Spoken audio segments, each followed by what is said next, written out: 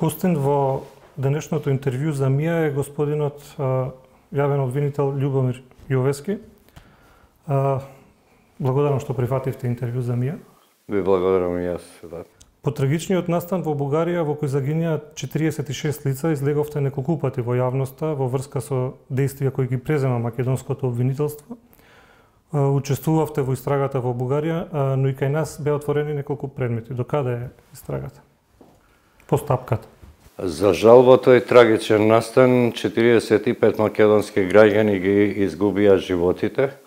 Веднаш штом бугарските колеги не известија за оваа трагедија, ние се упативме на местото на настанот и веднаш да нагласам дека истрагата за овој случај ја води обвинителството на Република Бугарија.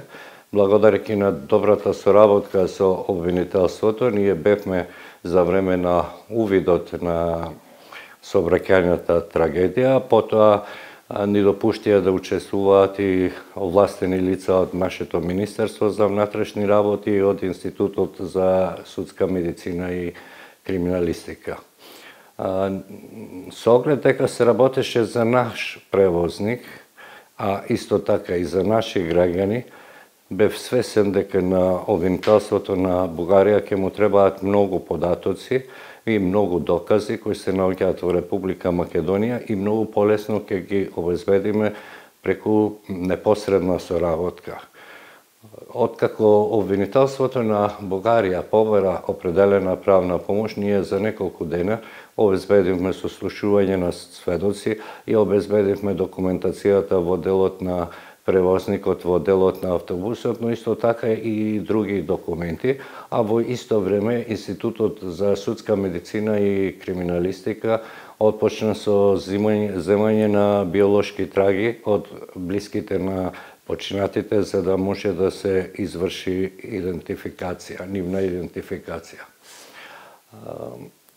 Покрај тоа, во основното јавно обвинителство во Скопје оформивме предмет во смисла да испитаме дали некое службено лице од надлежните органи имало определени действија што требало да ги преземе, а не ги презело, или пак преземало определени действија за кои не било овластено да преземе. Таа постапка се уште се води во основното обвинителство, се прибираат докази и откако ќе ги прибереме сите докази, ќе донесеме јавно обвинителска одлука. Јавното обвинителство често пати е критикувано за долгото траење на истрагите. Автобуската несреќа во Бугарија како да го погреа тоа незадоволство во јавноста, особено што вашите колеги од Бугарија излегува со брзи информации, најавија одлука, а пак во предметите по кои постапува обвинителството кај нас, постапките траат долго, се уште се во тек, како што е Ласкарци, како што е пожарот во модуларната болница. А зошто е потребно толку време за истрагите кај нас? Мислам, не би се сложил со вашата констатација дека кај нас истрагите траат предолго. Точно во овој предмет што споменавте во Ласкарци, сакам да истакнам дека обвинителството во рок од 3 месеци ја заврши истрагата. За жал и во тој предмет и во тој случај животите ги изгубија повеќе наши граѓани. Ние поднесовме соодветно обвинение, но судската постапка трае подолго време. Информиран сум дека некаде околу 100 рочишта се закажани или одржани, но нема судска одлука. Според тоа, во овој случај, вината не треба да ја бараме во обвинителството, туку да се види во делот на закажувањето на овие рочишта и подготвеноста на овие рочишта за да може да се донесе судска одлука. Во делот на модуларната болница во Тетово, исто така жал ми е што повеќе наши граѓани ги изгубија животите. Обвинителството информираше дека уште вечерта отпочнете увидот, дека на колегите од основното јавно обвинителство Тетово како помош со оглед на таа трагедија им беа упатени двајца дежурни јавни обвинители од основното јавно обвинителство во Скопје, дека веднаш обвинителството отпочна со преземање на действија во делот на утврдување на определени факти и докази. Познато е дека во тој дел се понуди јас за соработка и германски експерти, ние тоа го прифативме. Во тој дел исто така на располагање на колегите кои ја водат истрагата им ставивме на помош и 4 обвинители од вишите јавни обвинителства, за да можат со нив, доколку најдат на определени проблеми и потешкоти во прибирањето на доказите, да се консултираат. Зборувам за вишите јавни обвинителства во Скопје и Гостивар. Модуларната болница, во случајот со модуларната болница, прибрани се скоро сите докази, освен се уште ја чекаме експертизата од германските експерти. Чувствувам за потребно, бидејќи често не најдуваме на разбирање јавноста, да ја појаснам и работата на јавното обвинителство. Обвинителите сами не можат определени действија да ги преземат. Упатени се во делот на соработката со други надлежни институции, например определени докази, определени факти, околности се прибираат од други институции и таа постапка подолго трае. Формирани се 4 истражни центри на ниво на државата, и тоа во основното јавно обвинителство Скопје, основното јавно обвинителство за гонење на организиран криминал и корупција во Скопје и основните јавни обвинителства во Тетово и Гостивар. Овие истражни центри немаат само за функција да може да се гони организираниот тешкиот криминал, но мислам дека со нивно функционирање ќе се обезбеди поголема ефикасност на јавното обвинителство во делот на прибирањето на доказите и истрагите, особено ќе може или се создаваат основи за преземање на действија од страна на самиот јавен обвинител, без да чека тоа тие действија да ги преземат надлежните органи, и со тоа ќе се зголеми ефикасноста на јавното обвинителство. Обвинителството честопати е напаѓано дека постапува селективно и дека подлегнува на политички влијанија. И јас повеќе пати сум нагласил дека не ја делам таквата оценка, и ја секогаш ја илустрирам со неспорни податоци дека ние во последниве години имаме обвинето потпредседател на Собранието, имаме обвинето генерален секретар во Министерство, имаме покренато постапки против суди и јавни обвинители и против други носители на јавни функции. Според тоа, доколку обвинителството е по политички влијанија, веројатно немало да ги отвори овие предмети. Свесен сум дека перцепцијата во јавноста дека обвинителството е под влијание на политиката и определени моќници, но цело време се залагам и уверен сум дека обвинителите сами ги носат своите одлуки без надворешни влијанија, не само тоа што е законска одредба, туку и цело време се залагам јавно-обвинителските одлуки да се носат во јавното обвинителство, да не зависат од политиката или определени финансиски, економски или било какви центри на моќ. Што превзема обвинителството во предметите во кои е инволвиран поранешниот директор на УБК, Сашо Мијалков, на кој вчера му беше укината мерката притвор во предметот, чинам, плацеви на водна беше? Ако ме прашувате за укинувањето на мерката притвор, веднаш да нагласам дека тоа е одлука на судот и Јас во овој момент не можам да ја коментирам таа одлука, бидејќи обвинителството ги коментира тие одлуки во делот на правните лекови од една страна, од друга страна јас се уште не сум ја видел одлуката, ниту образложението на донесената одлука.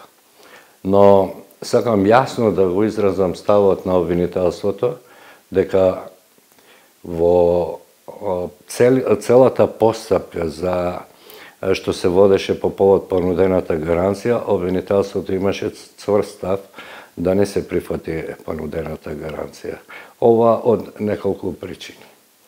Прво да појаснам за јавноста дека гаранцијата во основа се полага во пари, во вредности или во други драгоценности кои што лесно можат да се впаричат.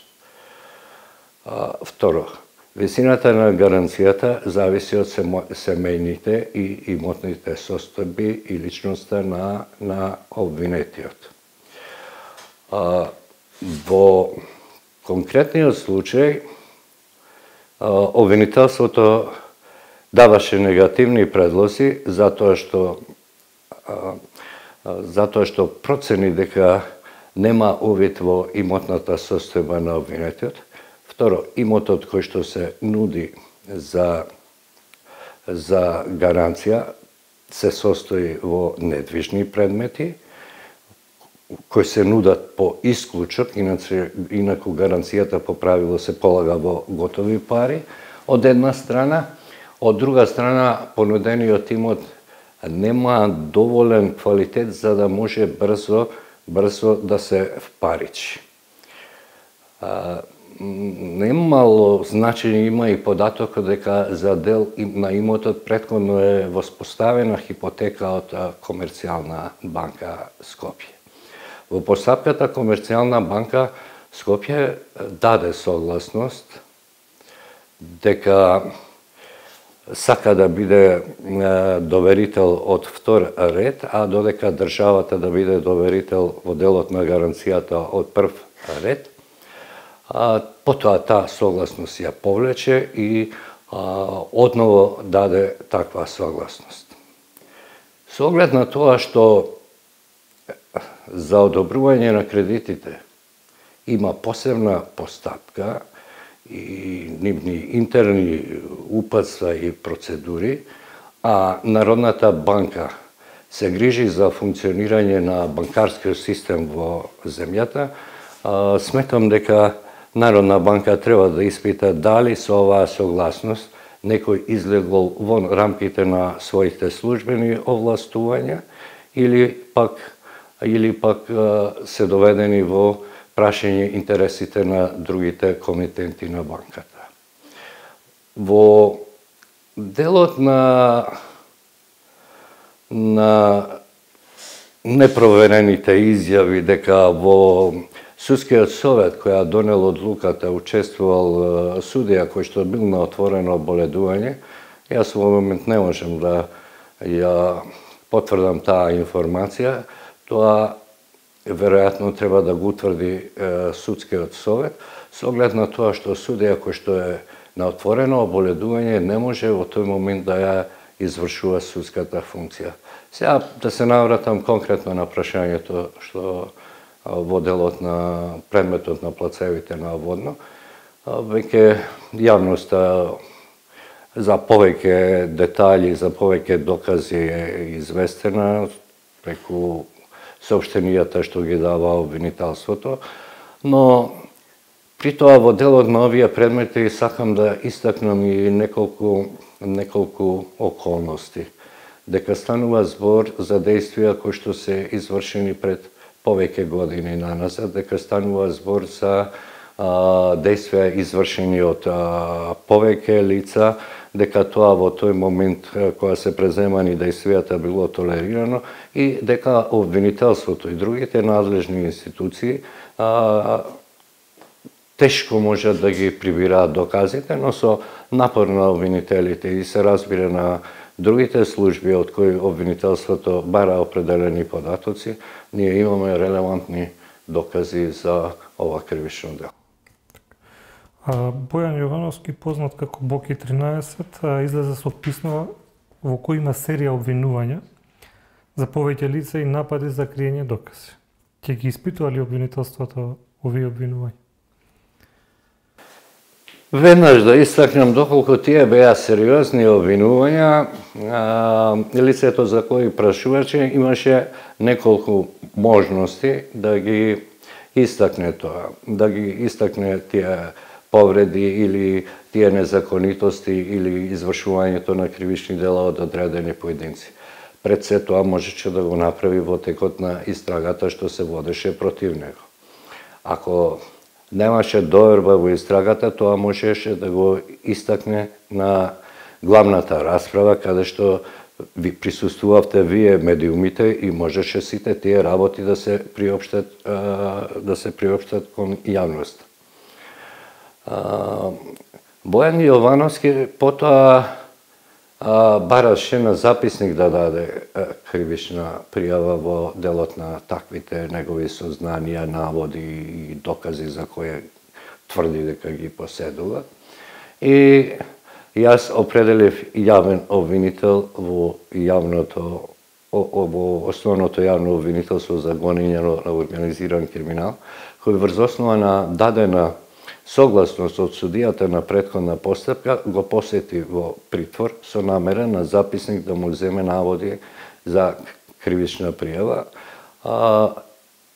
Бојан Јовановски ја одби таа соработка и после известно време во неколку наврати, мислам дека во 3, му е овозможено на записник во основното јавно обвинителство Скопје да ги изложи, да поднесе кривични пријави.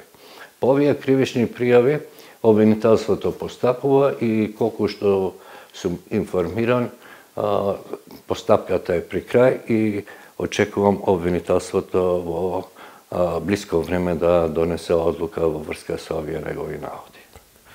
Во борбата против криминалот потребни се финансиски средства и човечки ресурси. Познато е каква е состојбата во обвинителството. Што превземате за? Обвинителството се соочува и со недостиг од човечки ресурси и во делот на финансирањето и задоволувањето на неговите потреби во делот на извршувањето на функцијата. Морам да истакнам дека и за оваа година, а особено за следната година, буџетот на обвинителството е зголемен за околу 14%. Исто така ја гледам гаранцијата во Законот за јавното обвинителство, каде што за прв пат се установи дека за потребите на обвинителството ќе се издвојува 0,4% од буџетот на Република Северна Македонија. Свесни сме дека тоа не може веднаш да се оствари со оглед на овие кризи кои се сега во земјата, но очекувам дека за неколку години ќе се постигне тој процент. Сакам исто така да истакнам дека во минатата година обезбедивме средства и вработивме 60 на јавно-обвинителски службеници, во кои најголем дел стручни соработници, а сега во овој момент за оваа година имаме објавено оглас за 72 стручно-административни работници. Состојбите на овој план се подобруваат не само заради заложбата на обвинителството, туку и заради разбирањето и на извршната и на законодавната власт во земјата за потребите на обвинителството и за алиментирање на неговите потреби за да може да биде поефикасно во извршување на својата функција. Еден од клучните критериуми кои се ценат при анализа на подготвеноста на земјата за членство во Европската Унија се состојбите во правосудството, а со тоа и обвинителството. Поглавијата 23 и 24 кои се однесуваат на владењето на правото и фундаменталните права се практично првите кои ги оценува Европската Унија во однос на нашата земја. Како тој аспект ја оценувате состојбата? Да, во право сте дека први поглавја што ќе бидат отворени се поглавијата 23 и 24.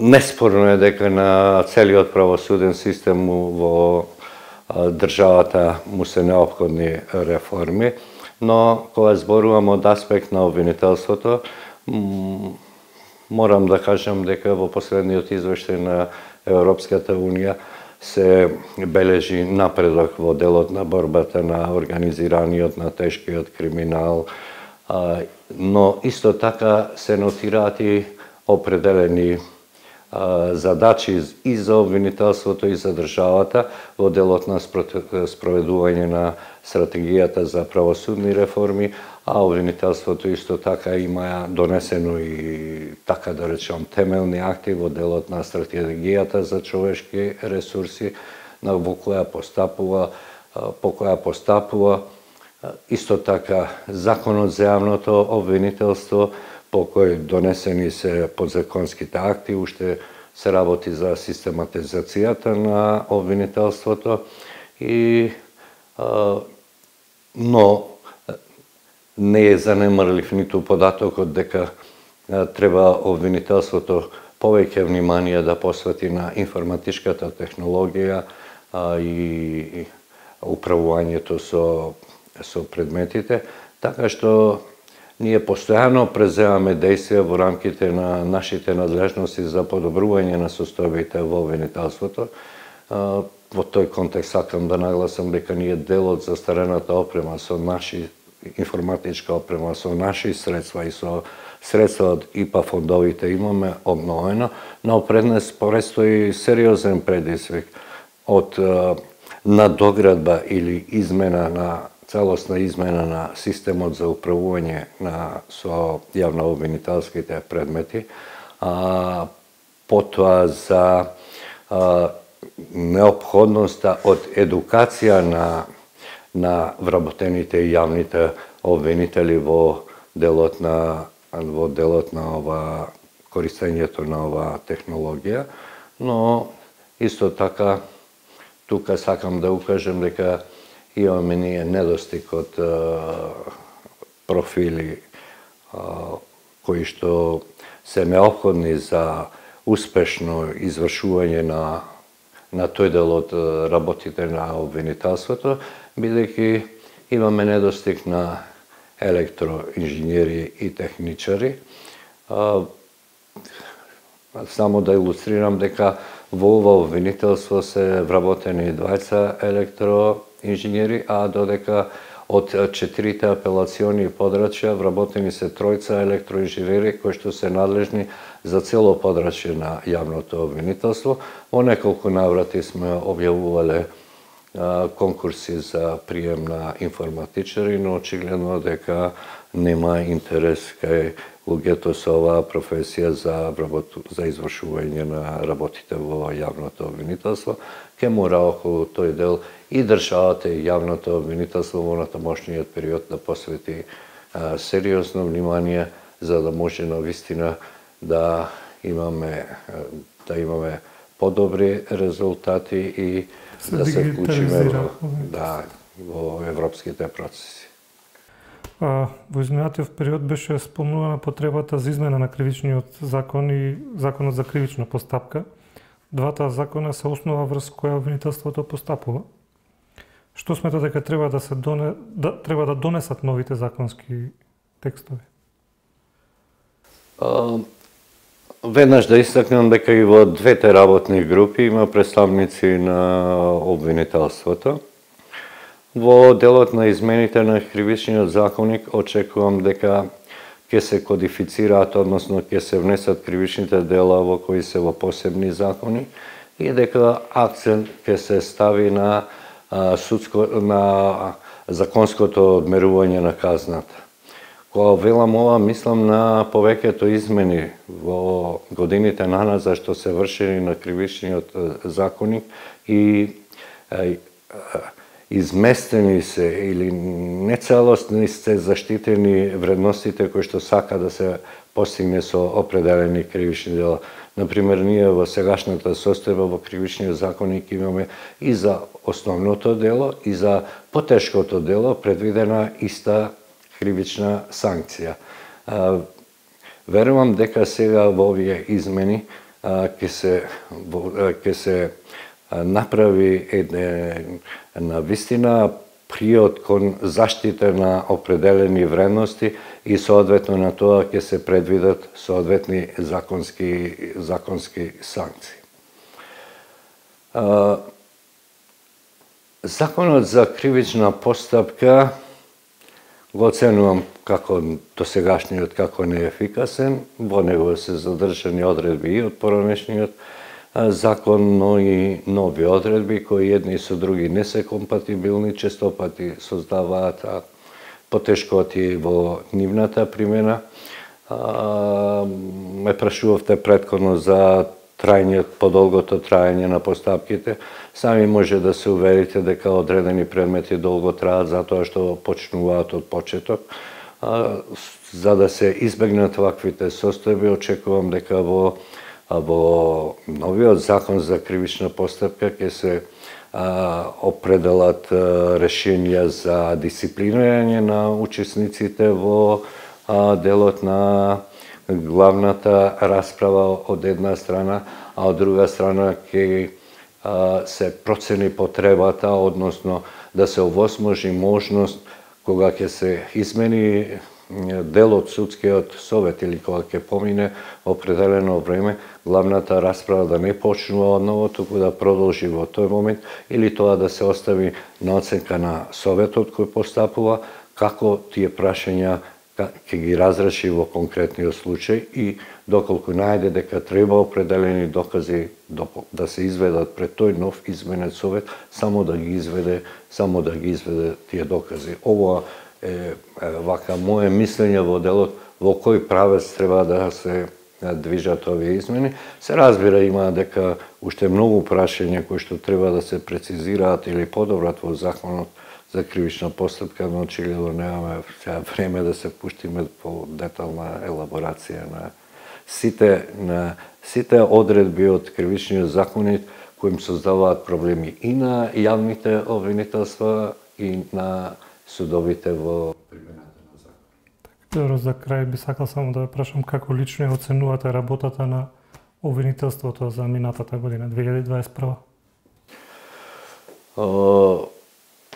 И покрај тоа што работиме во една здравствена криза, во една пандемија, во која определен број на лица се ослободени од вршењето на работите, кои ги користаа здравствените мерки. Потоа во некој дел од сегмент од работата определени вработени ја извршува од дома. Ако се имаат предвид сите тие потешкоти и делот дека и странките избегнуваат да доаѓаат во делот на пандемија за сослушување и распит во обвинителството, бранителите, други лица на кои е упатено или кои се во делокругот на работа на обвинителството, работата ја оценувам за задоволителна. Покрај тоа, морам да нагласам дека обвинителството во текот на една година постапува просечно по околу 30.000 ново пријавени лица. Со овој број на човечки ресурси, како што нагласивме, недоволен број на стручно-административен кадар, особено на стручни соработници, а и недостиг на јавни обвинители. Само за илустрација, од систематизирани 250 обвинители, обвинителството работи само со 192 обвинители. Сигурно дека тоа се одразува на ефикасноста на кривичниот прогон, но со заложба и на вработените и на јавните обвинители по предметите се постапува ефикасно навремено и предметите се завршуваат со донесување на соодветно јавно-обвинителски одлуки. Добро, ви благодарам и јас вам. Дозволете вам и на вашите гледачи да ви ги да им посакам среќни празници и многу здравје и среќа во новата 22 година. Благодарам, среќни празници имам. Благодарам.